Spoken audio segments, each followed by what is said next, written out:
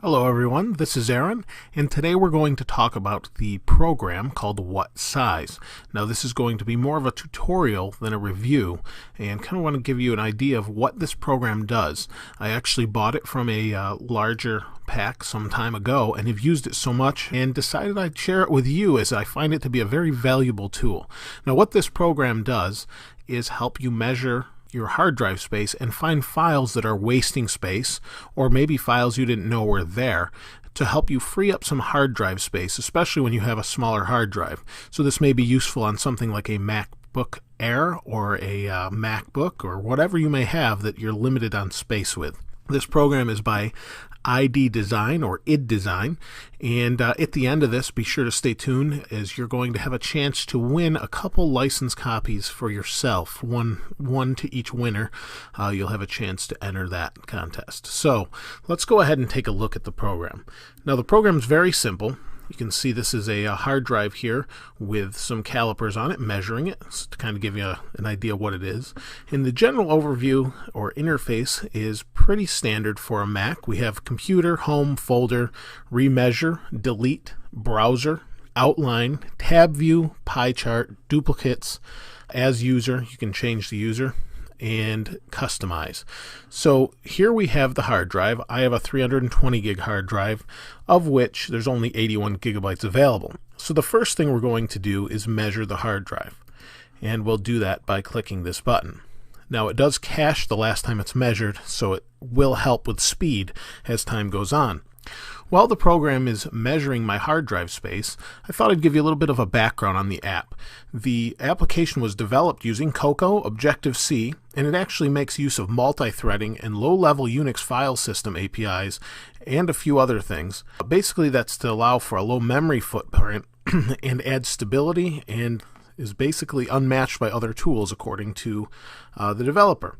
As you see, it's measuring my hard drive, and as you can see, it's 18.6 megabytes, and it's in purple. Down here we have 4.03 gigabytes in applications, and we have 0 bytes. Everything else is kind of an olive green.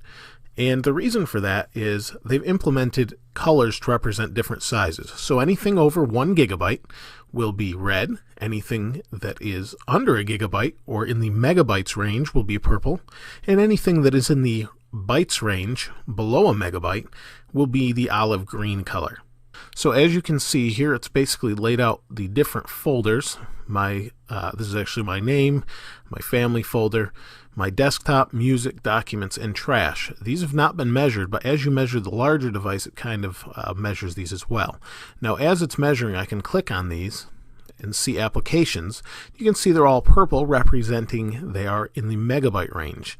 There are green below here that are in the bytes range, and as you can see, it just finished. So at the top, it organizes the different usage into kind of a biggest to smallest layout. So as you can see here, there's users. You have this, Zolo family. I have 33 gigabytes and then some in pictures, and so on and so forth. And you can see again, the colors are laid out. Now, what you can do is if you don't like this view, we can go to the outline view, which kind of may be familiar for some of you. We can also go to the tab view. And here's tabs, and it shows different folders as I scroll down through. And we can search by modified, today, yesterday, or whichever you like there. We can search by size, type, or even name. And it's quite a thorough and impressive yet simple app. Let's close that. And it also will give us a pie chart of where our usage is. So as you can see, I can mouse over any one of these, and this says right here, I've got 29.8 gigabytes in music. That could include any TV shows or movies I may have purchased that are located within that folder. I also have every little thing is broken into a pie chart, and you could go right down to whatever you'd like, represented by colors as well. So let's go ahead and move on, we'll go back to the browser view. That's the one I like to use. Now, one of the neat things that this will do is it will find duplicates. Now, that does take some time, especially if it's not cached from before. It doesn't just find duplicates, though. It has a couple features they have some interesting names for. So they have nibosuction, which takes care of the leftover nib files from the application's development. That's part of Xcode. If anyone's played around with that, that may be familiar to you. But if those files are left over, this will actually take care of them and eliminate those files for you. It won't affect the application. It will just free up some space for you. There is also liposuction, which gets rid of universal PowerPC files if you have universal apps, or if you're on a PowerPC Mac, it will get rid of Intel files. So you can click that button and it will delete those for you. It will also go in and find things such as language packs that you don't need or want. So if you're in America and you speak English or you speak Spanish, you can eliminate Chinese or whatever your need is. Keep the ones you want and get rid of the rest. And that will free up a couple gigabytes generally. So now that I've shown you the overview of basically everything in here, what you can do is there's also some things up here in tools.